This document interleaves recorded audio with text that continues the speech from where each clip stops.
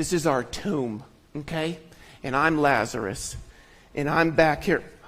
Before Jesus even performed this miracle, he needed people to come and move the tomb. I wonder who's in your life that God's calling you to move the tomb of their heart so he can come in.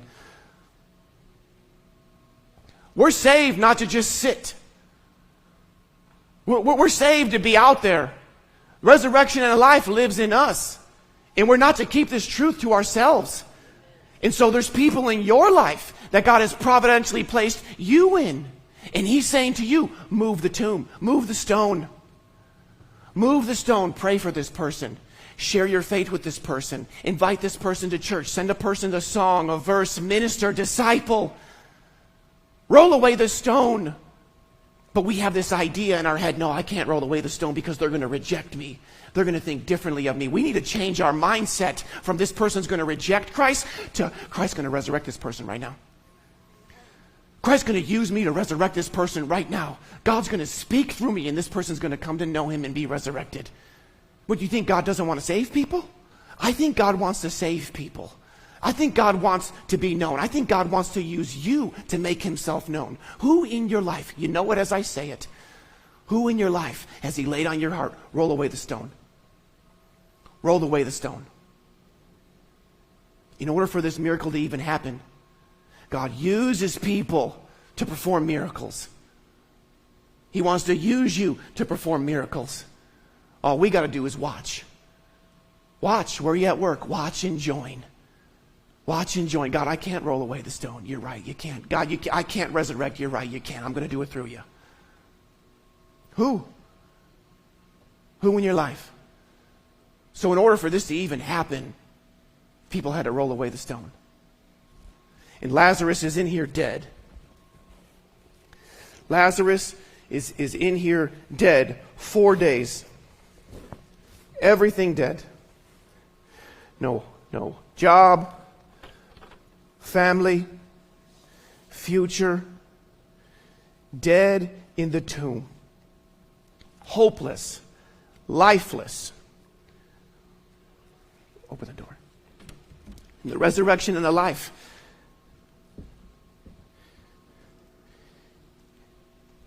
He says, Lazarus, come out. What did Lazarus have to do? Well, Lazarus had to get up and come out. And I wonder how many people are here today. I wonder how many people are in the American church have heard the voice of the resurrection and the life call them out, but they're just much more comfortable in the grave.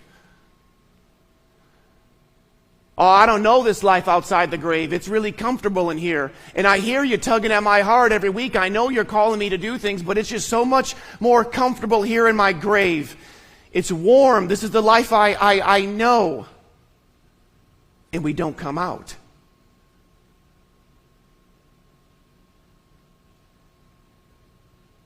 I wonder how many people here today or in the American church have been raised from the dead.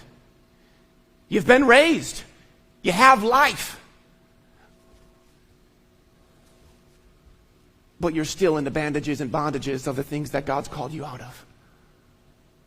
And so you're not experiencing God on the levels he wants you to experience him. You don't know him as the resurrection and life because you're still wrapped up in your idea of relationship, in your religion, in your intellect. You're still wrapped up in unforgiveness. You're still wrapped up in anxiety. You're wrapped up in doubt. You're wrapped up in anger. You're wrapped up with friends who influence you, who don't have the things of God in mind. You're still wrapped up. And God says, come out. Come out, okay? I'm alive. I have life. But I'm still in the bandages and bondages of pride, of gossip.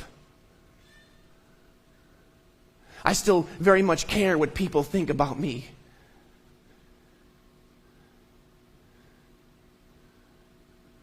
I'm wrapped up.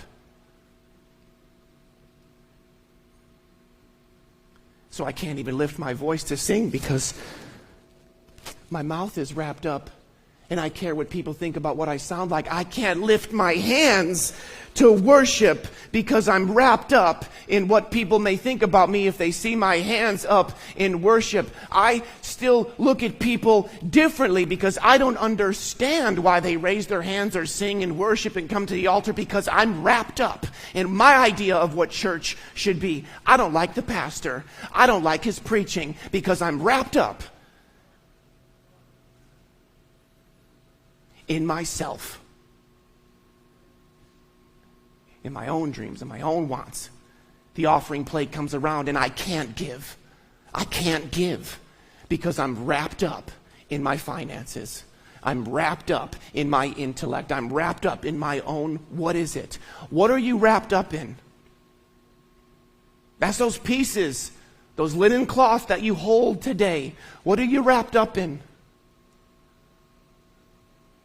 What are you wrapped up in today? I want to invite our worship team up.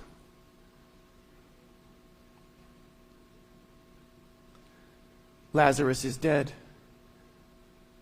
Jesus calls him to come out, and he has to follow me now. He has to waddle his way out. And this is uncomfortable. But in order to truly experience God, you got to make the necessary adjustments in your life. It's uncomfortable coming out here. I'm wrapped up in my shroud. Someone opens this up, I'm going to be exposed. I got to be vulnerable. You're going to know me. I'd much rather stand here. I can't sign up to be in a small group. I can't walk out and sign up to be baptized, to have my child dedicated. I can't come to men's breakfast. I can't come to prayer service.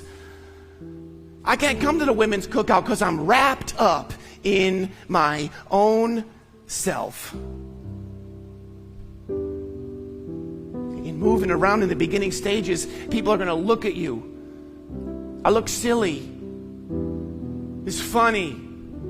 It's uncomfortable. I don't walk like this. I can't move.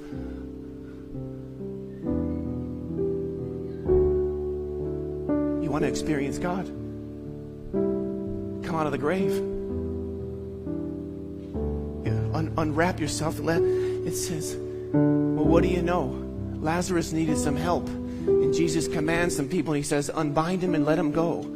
So what I have to do is I have to humble myself, and I have to, I don't know, get around other Christians and plug in and do life and join small groups and Bible studies and prayer meetings and do, Noah, I need some help. Can you unbind me, brother? Can you help me? Can you untie me? And so the church helps me untie. And I begin to become unraveled. And now I'm out. And now I'm free. And I can walk and experience God how he wants me to experience him, as the resurrection and the life.